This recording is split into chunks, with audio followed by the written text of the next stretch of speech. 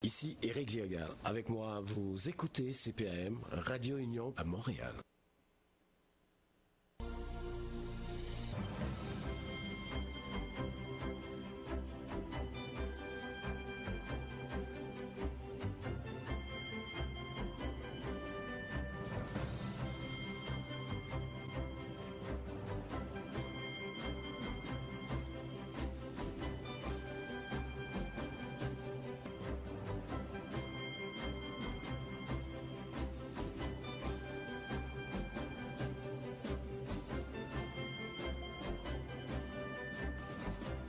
Exactement 17h03. Nous avons en visuel avec nous Mélanie Laviolette. Elle est présidente de la Fédération des comités de parents du Québec.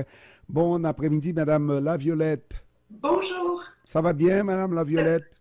Oui, ça va très bien vous-même. Oui, moi je vais très bien même quand j'ai pu la voir. Ça va toujours bien. Madame Laviolette, dites-moi, c'est quoi l'intérêt, pourquoi vous entamez ce sondage-là, j'imagine pan-québécois, pour sonder les parents, savoir comment vont les enfants, comment va la famille. C'est comme dire bonjour, comment ça va? Oui, un petit peu à tout le monde, effectivement. En fait, on veut, comme on a fait suite à la pandémie, on veut savoir comment se portent nos enfants, comment se portent les familles également. Suite à cette grève qui a duré très, très longtemps, on pense aux enfants là, qui sont sur le territoire de Montréal principalement, mais également dans toutes les régions du Québec. Mais on veut savoir également comment se portent-ils suivant la pandémie, suite à cette grève, mais également avec tous les enjeux sociaux que nous avons présentement, que ce soit la hausse de l'inflation, la pénurie d'emploi également, ou la pénurie de personnel plutôt, que je devrais dire. Alors, on essaie de prendre le pouls un petit peu à savoir comment nos familles se portent présentement. Mais on peut avoir déjà une petite idée. On sait que la pandémie a eu des effets très grands sur les enfants au niveau de la santé mentale, entre autres. Exactement, et c'est ce qu'on veut voir. Est-ce qu'il y a une amélioration, une dégradation de l'état chez ces enfants-là? Mais également, on veut savoir les parents de ces jeunes, comment se portent-ils? Parce que avoir un enfant qui est en difficulté, que ce soit des enjeux de santé mentale, de santé physique également, il y a des enjeux de santé économique qu'on doit prendre en considération également. Alors, on veut prendre le pouls à savoir est-ce que nos gens vont bien et si ce n'est pas le cas, ben, ça nous donnera des indicatifs à savoir vers quoi on doit tendre pour les aider. Et là, moi, cette question-là m'interpelle dans le sens, cette démarche davantage m'interpelle dans le sens, est-ce qu'on, à la Fédération des parents du Québec, on n'est pas en train de se poser la question, cette génération-là, cette cohorte-là d'enfants qui a vécu la pandémie et qui vient de traverser une grève avec toutes les pénuries au niveau de l'enseignement, n'est-ce pas? Est-ce que c'est pas une génération de sacrifiés au Québec? Est-ce que vous vous êtes posé cette question-là? Est-ce que cette génération-là aura les mêmes outils et les mêmes chances que celles qui ont précédé la génération dont il est question présentement là?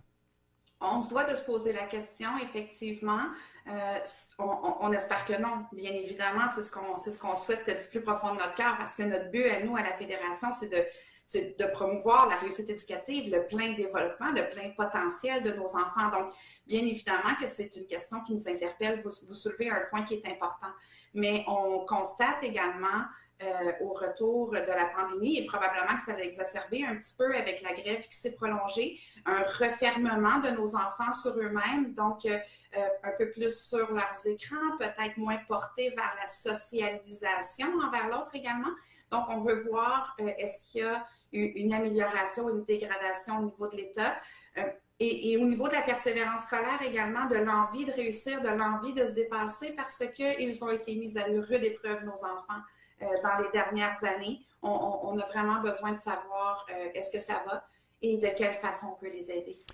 On m'a dit que dans la nouvelle structure de l'éducation, le comité des parents a un pouvoir vraiment extraordinaire par rapport à ce que ce comité-là avait. Maintenant, est-ce que après une telle démarche, vous pouvez, comment dirais-je, très fortement recommander justement des mesures pour corriger certaines lacunes dans la démarche qui est faite, que vous auriez découverte dans la démarche qui est faite au moment où on se parle? De notre côté, c'est le point qui nous intéresse. Docteur Mélissa Généreux, qui pilote en fait cette grande étude nationale-là, travaille principalement au niveau de la santé publique. Donc, elle va aller chercher des données à ce niveau-là. Nous, à la Fédération, ce que ça va nous donner comme indicateur, c'est quels moyens on peut mettre en place pour aider nos parents, pour aider nos enfants, donc que ce soit par des formations, des webinaires, le service conseil également sera en mesure de mieux s'orienter pour les aider. Mais effectivement, vous avez raison, ça va également nous aider dans nos représentations auprès des différents partenaires pour leur dire, bien, voyez ce qui se passe présentement et de quelle façon on peut travailler tous ensemble pour aider les enfants à aller mieux, aider les familles à aller mieux aussi, parce que c'est un tout. C'est pas juste les enfants, il faut que la famille au complet se sente bien pour que tous ces beaux gens-là puissent se développer là, à ce qu'on souhaite à leur plein potentiel. Naturellement, on sait que l'argent, c'est les nerfs de la guerre et celui qui détient les cordons de la bourse, c'est le gouvernement. On va faire ça, certainement qu'il va y avoir à dépenser, on va avoir besoin d'une bourse.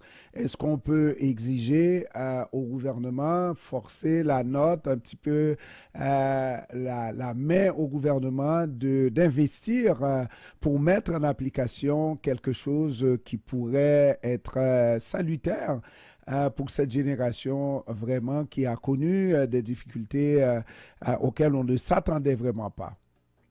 Je crois que l'oreille est déjà bien ouverte de la part du gouvernement par rapport à ce qui se passe sur le terrain puis dans la santé globale de nos enfants. Nous, on ne peut rien exiger comme tel. Cependant, on aime avoir justement des données probantes, parlantes, pour donner du poids à notre argumentaire, aux recommandations qu'on peut faire, parce que nous, on se limite à ça, on peut recommander, on ne peut pas exiger, on ne peut pas obliger le gouvernement.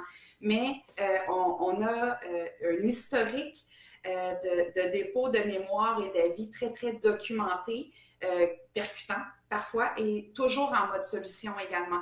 Donc, c'est ce à quoi ça va nous servir pour donner une réalité. Puis, plus de gens vont répondre à ce sondage-là, plus on aura un échantillonnage qui représente le plus fidèlement possible de ce qui se passe à travers toutes les régions du Québec. Ça va donner du poids, bien évidemment, aux résultats que nous pourrons obtenir.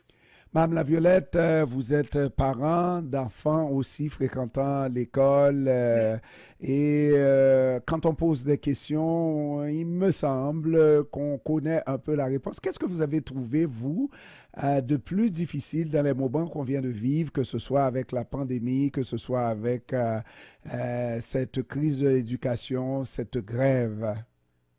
Je dirais que le point le plus difficile comme parent, c'est de réussir à trouver les bons mots pour rassurer notre enfant face à l'inconnu qu'il vit, mais également de maintenir un état de désir d'apprentissage.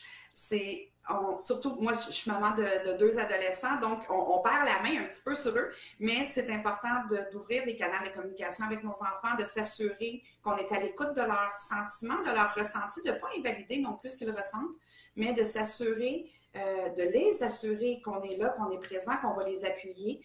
Mais je comprends également que comme parents, on peut se sentir un petit peu démunis, puis le sondage pose des questions sur notre enfant, mais sur nous aussi comme parents, comment on se sent par rapport à tout ça. Et ça amène une belle réflexion, ça nous oblige peut-être à regarder d'un petit peu plus près notre cellule familiale et de voir de quelle façon ça se passe présentement.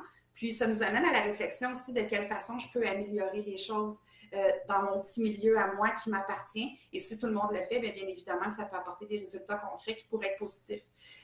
C'est vraiment... je vous remercie d'ailleurs de nous donner cette tribune-là pour le faire valoir, cette grande enquête nationale-là, puis inviter les gens également à y répondre massivement pour nous aider à collecter le maximum de données. Naturellement, En passant. Naturellement, on fait le travail pour l'ensemble de la collectivité, mais et surtout lorsqu'on sait que ça peut être extrêmement difficile dans une démarche comme ça. Pour les enfants, on a l'école pour les enfants, mais on n'a pas une école pour les parents parce que nous avons quelque chose comme parents, comme grands-parents à jouer dans l'éducation de ces enfants-là. Et on a de plus en plus tendance, comme parents, à remettre ces enfants, l'instruction ou l'éducation de ces enfants-là à d'autres, n'est-ce pas? Comment faire si on arrive à des conclusions pour arriver à sensibiliser ses parents qu'il y a probablement un comportement à changer, qu'il y a quelque chose qu'on doit faire différemment pour aider nos enfants à continuer à avoir le goût d'aller à l'école? Sur le site de la Fédération, il y a plusieurs webinaires, plusieurs formations qui sont totalement dédiées à aider les parents à aider leurs enfants. Donc ça, c'est notre mission première en fait. Nous, vous le disiez, la Fédération des comités de parents, mais c'est pour aider les parents à aider les enfants à réussir. Alors, il y a ça, il y a le site parents.québec également, qui regroupe des tonnes de ressources pour aider les parents, que ce soit au niveau académique, mais également pour comprendre un petit peu mieux la dynamique chez nos enfants, de comprendre la complexité également. Un adolescent, principalement, a des complexités de développement, parfois qu'on comprend un petit peu moins bien. Il y a un certain détachement qui s'installe, duquel on devrait se rapprocher. Donc, c'est vraiment notre mission à nous, c'est vraiment d'aider les parents à être de bons parents pour leurs enfants. Puis, je le dis sans arrière-pensée, là, c'est vraiment des outils pour nous aider pour les moments où on se sent un petit peu plus démunis. Je ne veux pas vous mettre dans l'embarras comme président de la Fédération du comité des parents, mais certains parents mériteraient d'avoir une école pour la formation, surtout face à l'enseignant, le comportement des enfants et face à l'enseignant. Il semble, moi je pars d'une statistique que j'invente dans la tête, peut-être 4 parents sur 5 vont approuver le comportement, même si c'est un comportement désobligeant de l'enfant vis-à-vis de l'enseignant. Je pense que ce qu'on a perdu peut-être avec le temps, je vais faire attention à ce que je dis là, mais je crois qu'on a perdu le lien avec l'équipe école et on a peut-être perdu de vue qu'on fait une équipe avec eux. C'est important on dit que ça prend un village pour élever un enfant, mais on se doit d'être un citoyen de ce village-là et d'entrer en communication avec notre enseignant, de le connaître aussi, de voir où est-ce qu'il s'en va avec ses façons académiques, parce qu'il passe beaucoup de temps avec notre enfant. On connaît notre enfant, mais l'enseignant aussi, et je pense que c'est important qu'on rétablisse les ponts, qu'on rétablisse les communications avec l'équipe école pour être en mesure de mieux aider notre enfant. Puis oui, moi, je m'en cache pas. Hein, je suis capable d'admettre que comme parents, on a une introspection à faire et on se doit de revoir notre comportement. Le civisme, ça commence à la maison. Mélanie Laviolette, présidente de la Fédération des comités parents du Québec, je vous remercie d'avoir pris du temps de nous parler cet après-midi et on espère faire le suivi avec vous pour cette grande démarche que vous entamez dans les prochains jours, c'est ça? Le sondage a été lancé aujourd'hui. On demande aux parents de répondre jusqu'au 30 janvier, si vous me permettez. Vous pourrez trouver facilement le sondage sur le site de la Fédération au fcpq.qc.ca. Merci beaucoup, Madame Laviolette. Je vous souhaite du succès dans la démarche. Merci. C'est très gentil. Au revoir. Au revoir.